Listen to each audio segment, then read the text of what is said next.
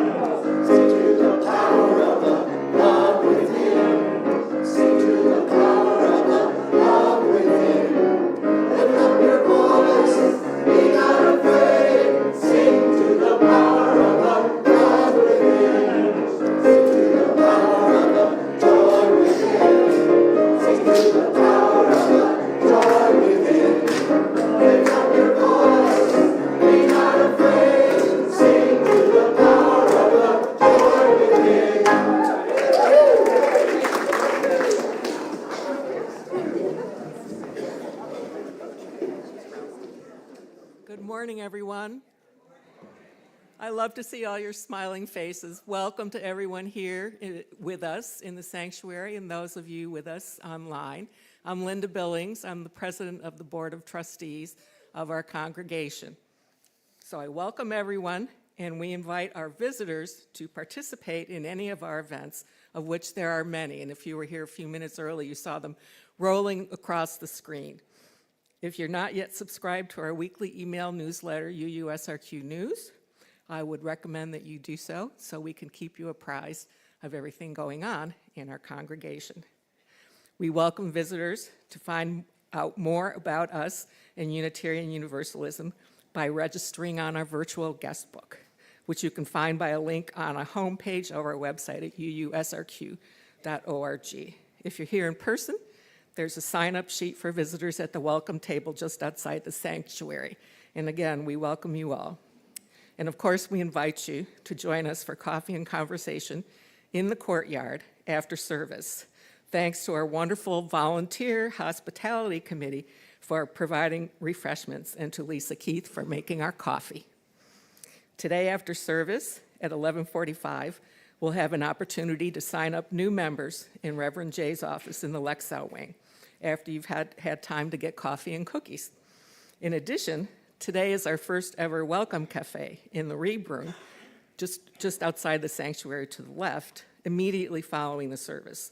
The welcome cafe will be a friendly space where visitors and newer members can come together over coffee and cookies to get better acquainted with each other and the UUSRQ community. The UUA General Assembly business sections are taking place June 14th through June 16th. This year, General Assembly will be held entirely online, though you're welcome to attend at a satellite site or community gathering. We're eligible to send at least 10 delegates this year. If you're interested in becoming a delegate for our congregation, please contact Ann Foy.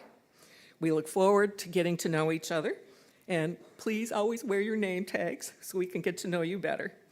Thank you so much.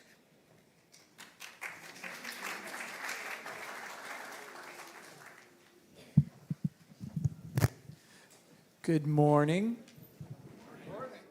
I just want to take this opportunity to invite you yet again to join the choir. If you like to sing, you do not have to be good. You do not have to be anything. You don't even have to read music. Just be alive and enjoy singing. You're welcome to join us. We have, I think, 2 more services, so we're singing about another month before we take our summer break. But I just wanted to invite you, even here just for this last little bit of the year, you're welcome to join us. We're singing a song this morning that I think you will hopefully recognize in honor of Cinco de Mayo.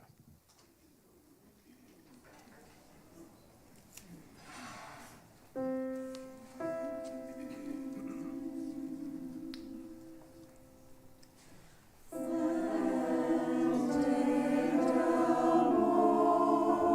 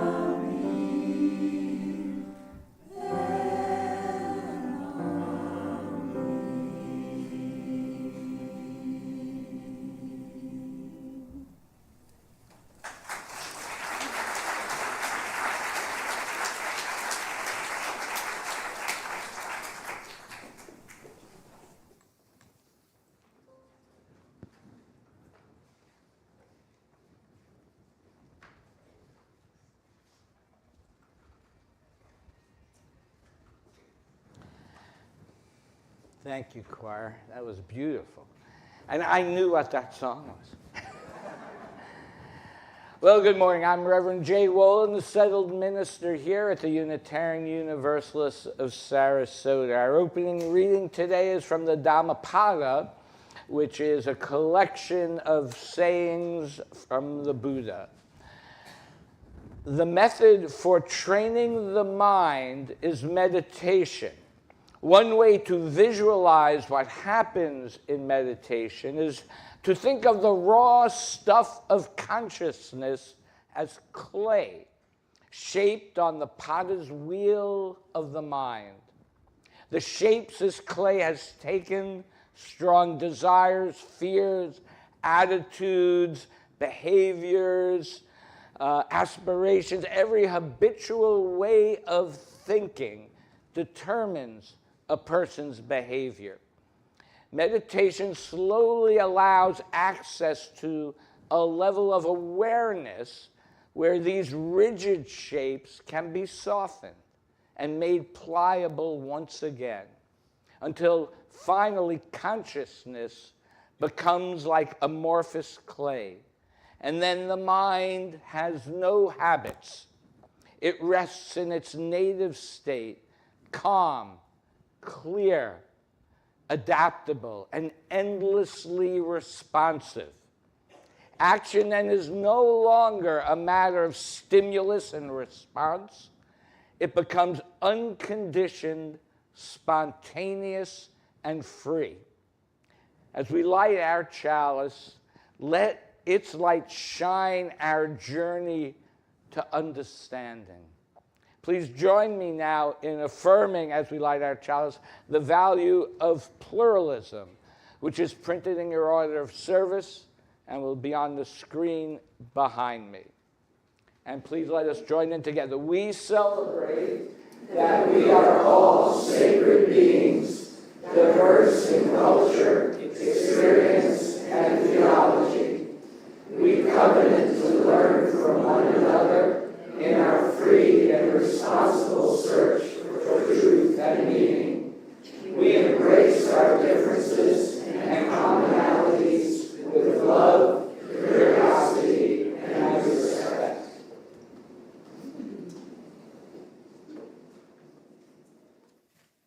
Good morning, everyone. So, today's story is My Path, written by Jane Curl. Every morning when I see the sun rise, I know it's time to start my day and get on my path. The special thing about my path is that it's mine. You can join me on my path if you want to. Let's see where it takes us. Sometimes there's a path that is clear and easy to follow. It can be nice to have some company, but that path might not be the right one for me. Sometimes my path is empty and lonely. Sometimes my path goes around in circles. And sometimes my path suddenly seems to end very quickly. This is unexpected, but I make a decision and keep going, whether I'm ready or not. Sometimes it's best for me to rest just for a little while. Sometimes I have to go very slowly and very carefully. And when my path seems impossible, I ask for help. It's okay to ask for help. Along the way, someone might stop me and tell me this is not the path I should be on. I consider, and I keep going. They might not understand my path, and I might not understand theirs, but that doesn't matter. They keep going, and so do I. Sometimes my path leads me to absolutely nowhere, and that's okay, because nowhere is somewhere too. I know the sun will rise again, and it will be time for me to push on. Paths are different for everyone, and every path is special. So choose yours and keep going.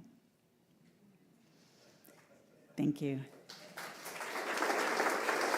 So, when you're born, you are set out on your path called life. And even though at times it feels like you and others are on the same path, you are on your own path. Even your family members have their own path, though your paths do intertwine. And even when you find a partner and spend all your time together for years and years, you each have your own unique path. And like most things in life, you are not given a roadmap or an instruction book to follow to figure out where to go and how to go down your path. But as you do, things that people have said to you or things that you have read that have resonated with you, things that have helped you figure out your path, well, they become sacred to you. You could even say they are your sacred texts. So remember, with each sunrise, it'll be time to push on. Open your minds and your hearts to these sacred texts and keep going. So I now invite any children and youth to join the teachers in their classrooms for a lesson on May Day. And if you're new here, just follow me. Thank you.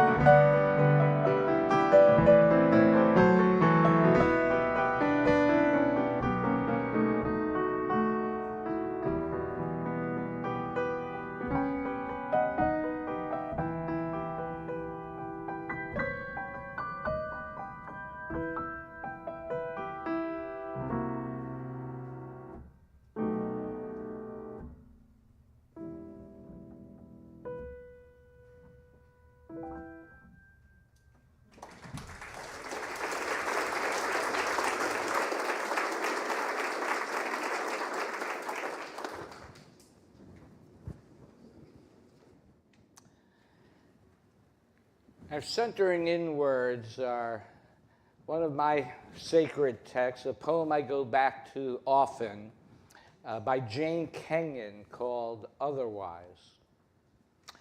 I got out of bed on two strong legs.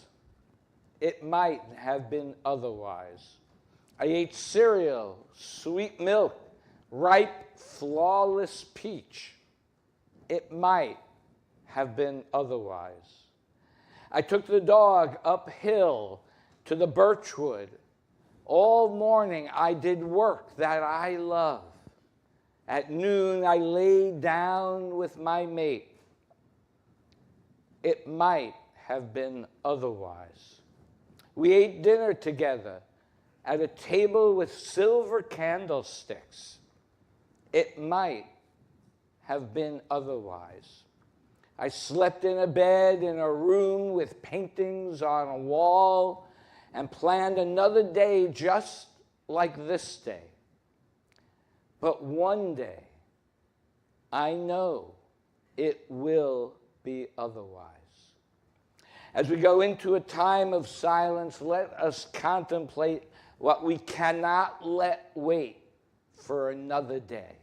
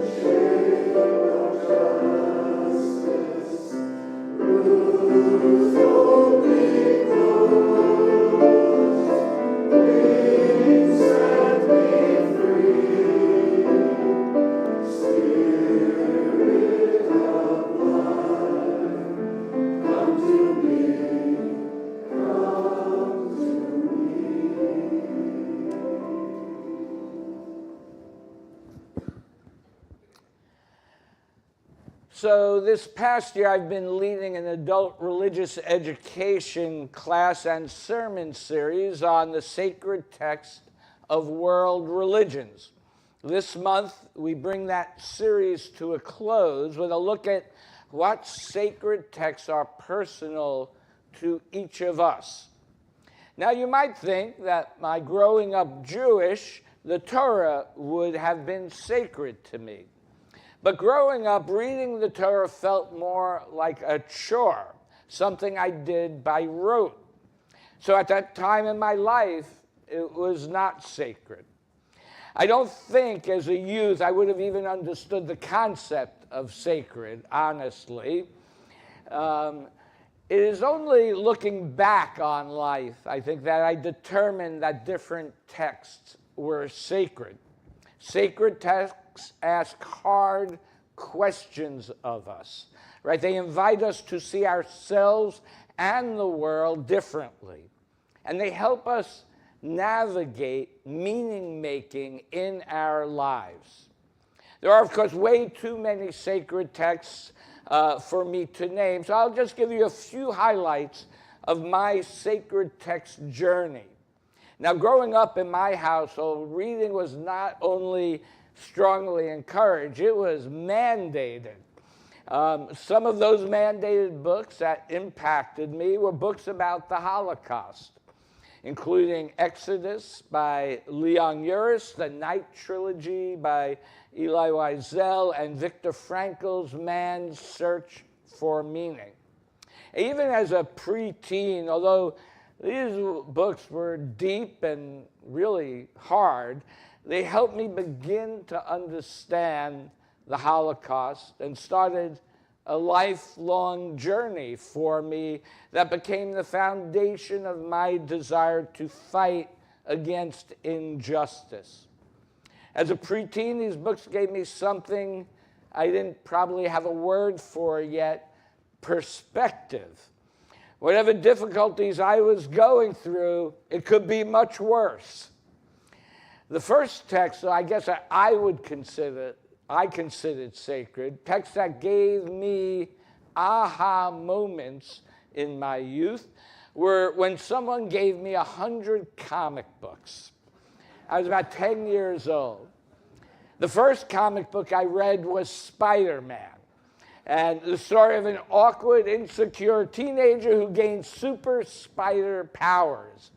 They intertwined his personal life with his superhero life, and as a child, it gave me hope as an awkward, insecure boy that things would improve. I didn't go around looking for radioactive spiders, but it showed that even heroes could be awkward. So some comics, surprisingly, had really complex theological ideas within them. I remember one particular comic, Ghost Rider, who was the son of Satan. I know it doesn't sound sacred, but stay with me on this. That finally, after years of torment, the Ghost Rider finally met his father, Satan. And upon meeting Satan, he realized that Satan and God were one and the same. And I was like, wow, they never taught me that in Hebrew school. But that was my first encounter with the concept of non-duality in life. So whenever I'm too sure myself about anything, I try to raise this story up to remind me that there's always another side along the continuum of life that I may not have considered. Another memorable character was the sorcerer supreme and mystic known as the Ancient One. When his physical body died, he became one with the universe and could be seen in the clouds and the trees and the rocks.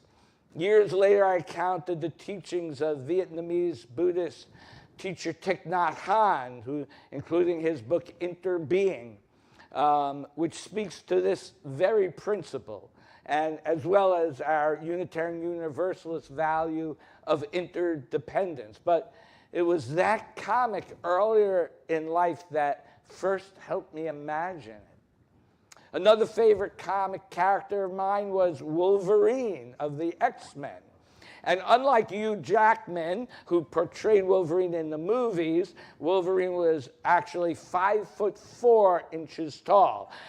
It's amazing what the internet can tell you, but you knew he was short. And he was a mutant. All the X-Men were mutants. So as a youth, and having been short compared to most of my friends, and of course, I certainly felt like a mutant at times in my life, I could relate to that. And one particular comic that I remember to this day, it's funny the things that you remember in your life. I've read thousands of comics, which I passed on to my son, but there's always a couple that you remember. And in this one, his young protege had been utterly defeated by their enemy. And Wolverine looked at her and said, "You have to decide, do you want to live or do you want to die? It's your choice." Now, looking back on this, I know this does not seem very much in line with our UU values, but what this one page seared into my conscience, what it awakened within me at that point in my life, was that how I live my life is my choice. Right? How I deal with the world is my choice. And when I encounter hard times, whether I give up or fight on is my choice. Now, what I've learned as a Unitarian Universalist is that I do not have to do this alone. Right? What began as a lesson in personal responsibility eventually became something deeper. The realization that choices matter, but community sustains us in living out those choices in the world. Then as I became a young adult, another book was meaningful to me, was One Flew Over the Cuckoo's Nest by Ken Kesey. On the surface, it's a story about patients in a mental institution, but it really is a commentary on society at large. The book challenges the notion that nonconformity with society is an illness of some sort.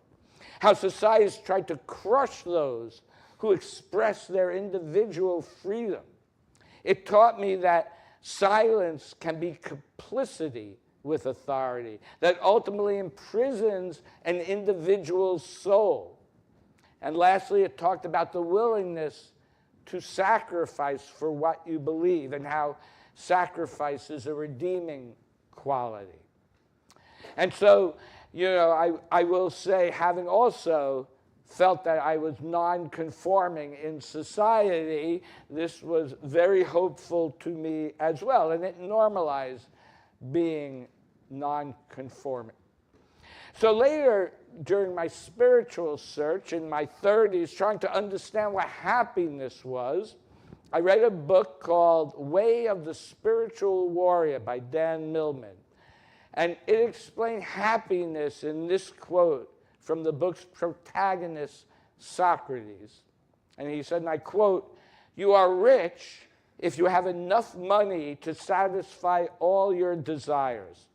So there are two ways to be rich. You earn, inherit, borrow, beg, or steal enough money to meet all your desires, or you cultivate a simple lifestyle of few desires. That way, you will always have enough money. A peaceful warrior has the insight to know the difference between needs and wants." So the secret of happiness, you see, is not found in seeking more, but in developing the capacity to want less. I could do a 2-hour sermon just on that. But with that in mind, I really want you to see generosity as not giving something up, but as discovering what we truly need and we don't need. So in that spirit, we now take our collection. For those online or those with your cell phone, there's a QR code in your order of service and on the YouTube video. Let this sacred time begin.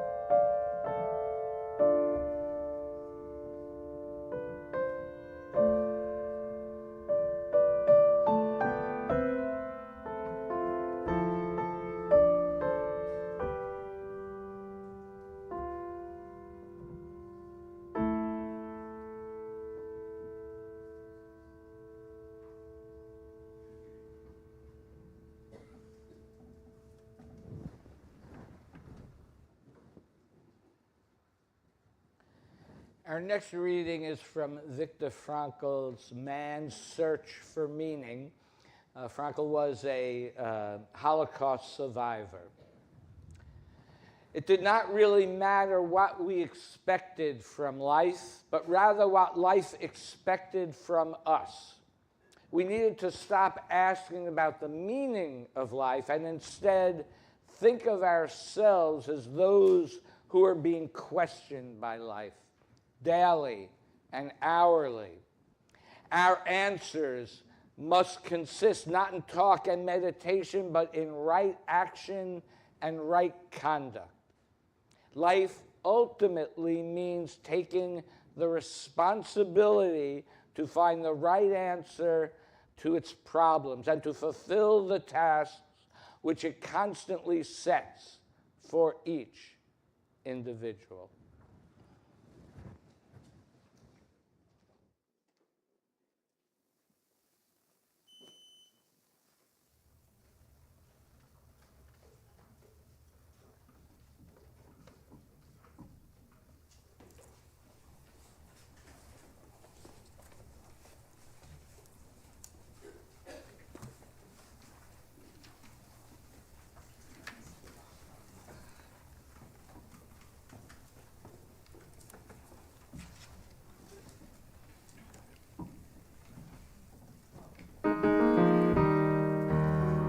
Jesus said, don't help the poor unless they filed the proper forms and weren't born in El Salvador, then walked a real long way. Blessed is the war machine, the merciless, the persecution. Poor man don't deserve a thing for which he cannot pay.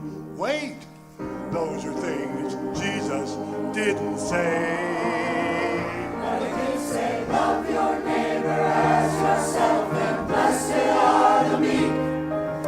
Be kind to a stranger, because that stranger he is me. Let's not build your castle on a mountain made of sand. And if you really love your God, you love your fellow man. Jesus said, if a man can't fish, then do not waste your time on him. It's better just to stack your chips, get close to God that way. Pile wealth and build yourself a tower, 'cause you cannot help a man who won't enrich himself. Yeah, blessed are the paid. These are things that Jesus didn't say. But he did say, love your neighbor as yourself, and blessed are the meek. Be kind to a stranger, 'cause that stranger he is me. Best not build your castle on a mountain made of sand. And if you really love your God, you'll love your fellow man.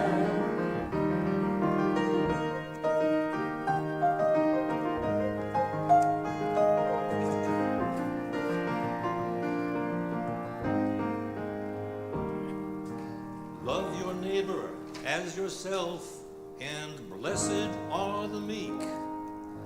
Be kind to a stranger, 'cause that stranger, he is me. Let's not build your castle on a mountain made of sand. And if you really love your God, you'll love your fellow man. If you really love your God, you'll love your fellow man.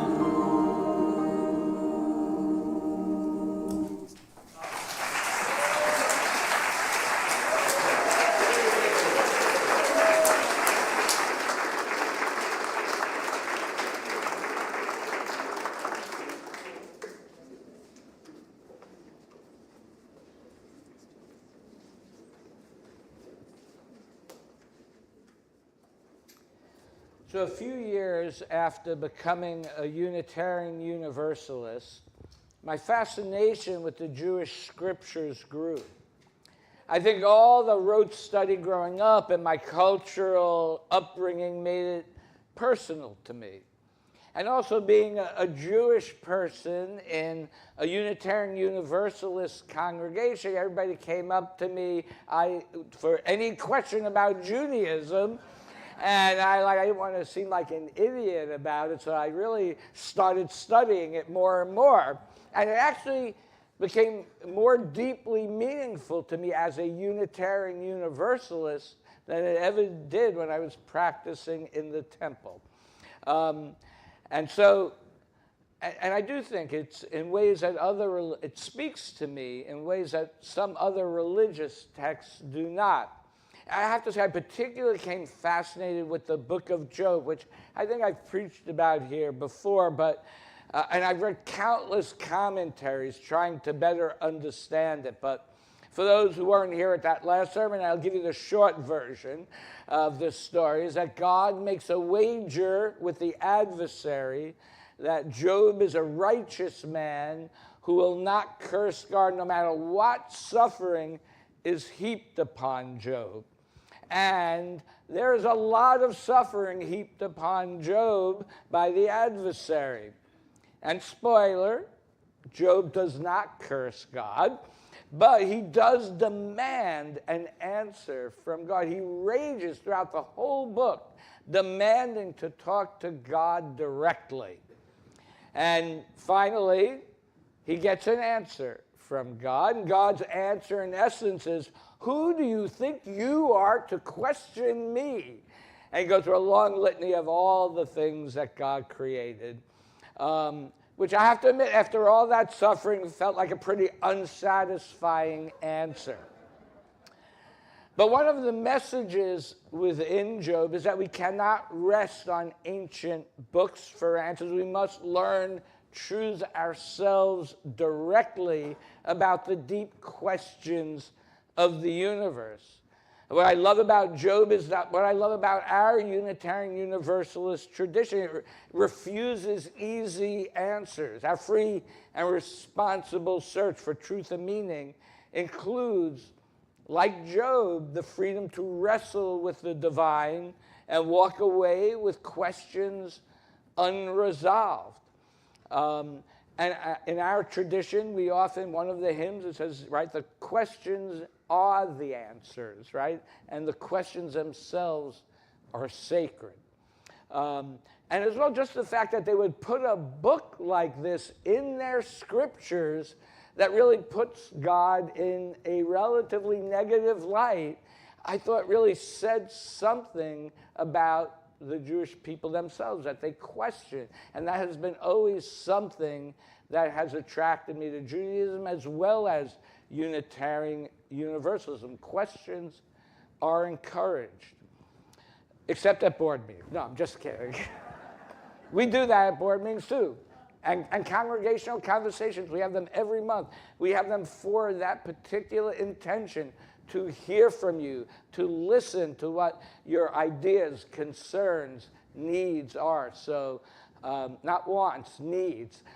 So, anyway, please share as time allows. But I want to say the thing about that story is that it talks about suffering, but doesn't really talk about how suffering ends. And that, to me, is where Thich Nhat Hanh comes in for me. As I deepen my meditation practice throughout my life, I started studying more about Buddhism. Buddhism's founding insight, the Four Noble Truths, begins with honest acknowledgement that suffering is real. It names craving and attachment as the roots of suffering. It insists that healing is possible and offers a practical path to ending suffering and to heal. And that path is the 8 Noble Full Practices, which are right vision, right thought, right speech, right action, right livelihood, right effort, right mindfulness, and right concentration. These practices are a roadmap of how to live in the world, not a dogma. And I will say, there's thousands upon thousands of pages written about it, but it's also about practicing it and to see the outcome of how it impacts your life. And reading and practicing this has allowed my life to flourish. So to me, that is what makes it sacred. What Buddhism offered me was not belief, but practice, a way to live with suffering without being consumed by it. And when I look back over my life, I can think of one other writing that jump-started my journey of searching for truth. And that is, shockingly, when I think about it, Eugene O'Neill's The Iceman Cometh. It is a play I have continued to think about my entire life.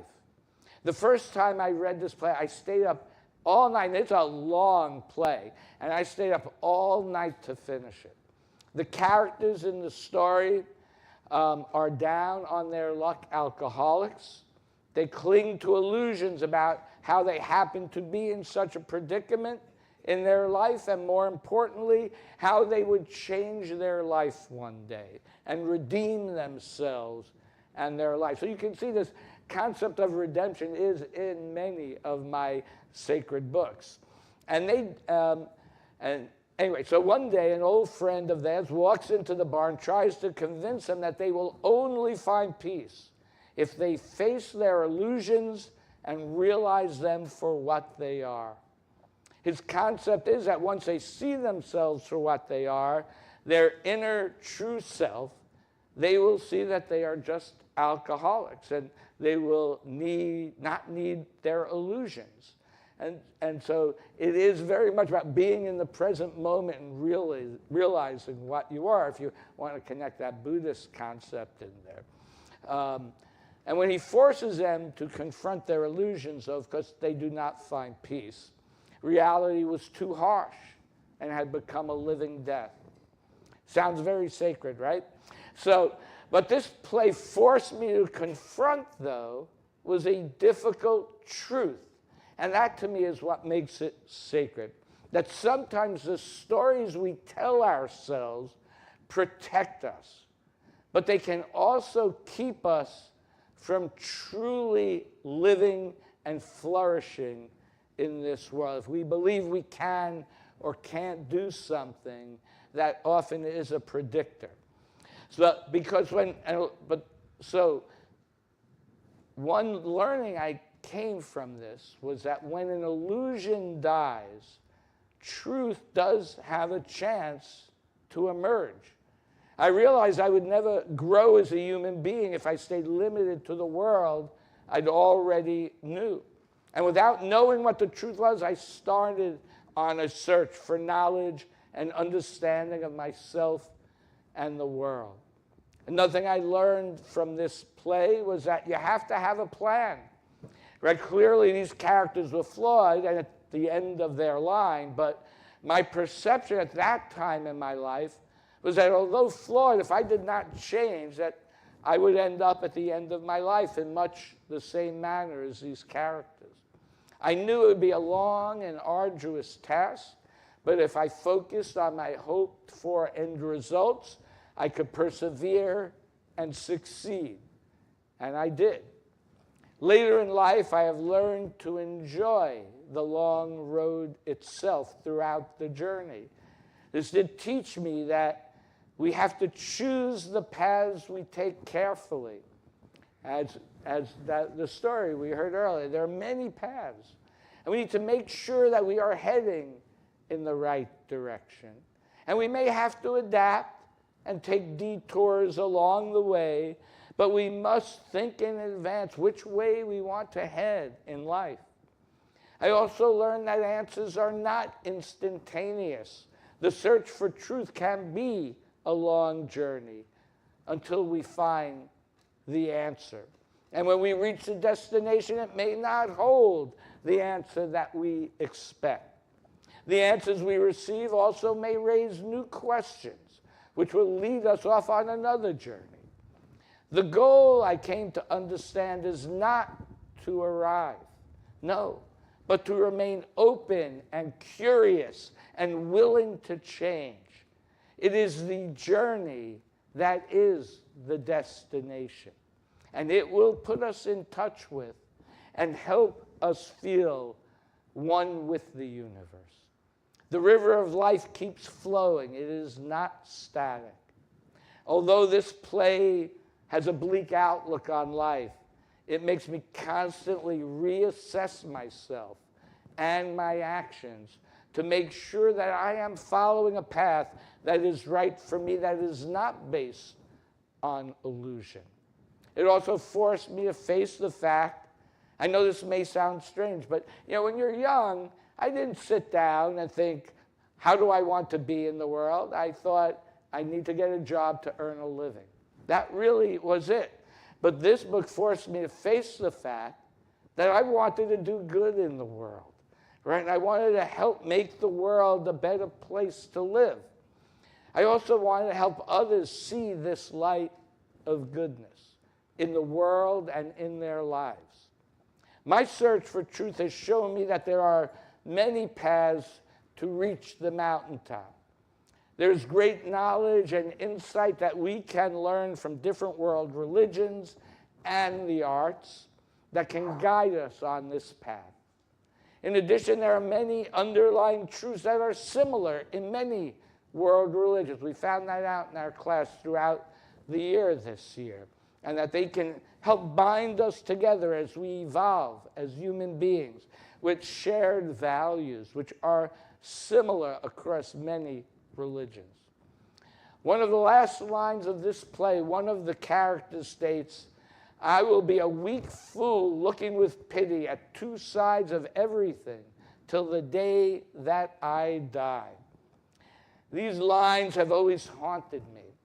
I have for much of my life looked for balance in the world, yet sometimes we must act as a counterbalance to a society at large to maintain a balance in the universe, right? If we are balanced and everybody else is unbalanced, right, it's going to tilt.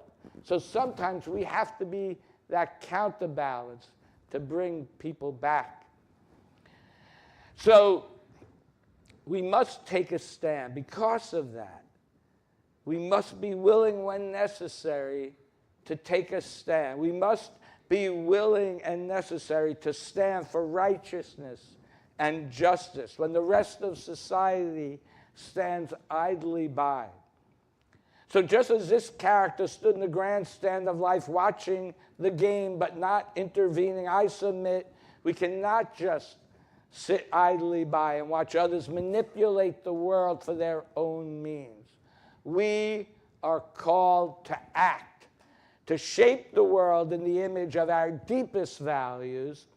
That character's fatal flaw is seeing both sides of everything and acting on neither. I understand the temptation, but in this place and time, Unitarian Universalism is called to something more than just informed observation. Grounded in love, the center of our shared values, we are called not just to understand, but we are called to act, to live out our values in the world. May it be so. Please rise. Thank you.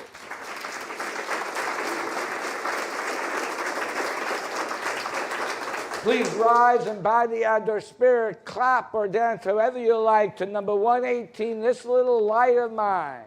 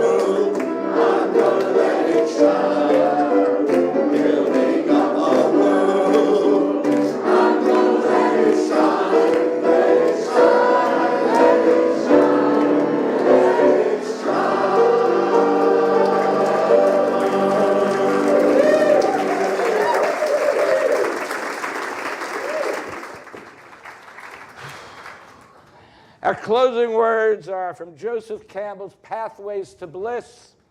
What is it we are questing for? It is the fulfillment of that which is potential in each of us. Questing for it is not an ego trip. It is an adventure to bring into fulfillment your gift to the world, which is yourself. Please join me in extinguishing the chalice. We extinguish its flame. But not the light of truth, the warmth of community, or the fire of commitment. These we carry in our hearts until we are together again. Thank you for your presence here. Go forth, be good, love, and act. Thank you.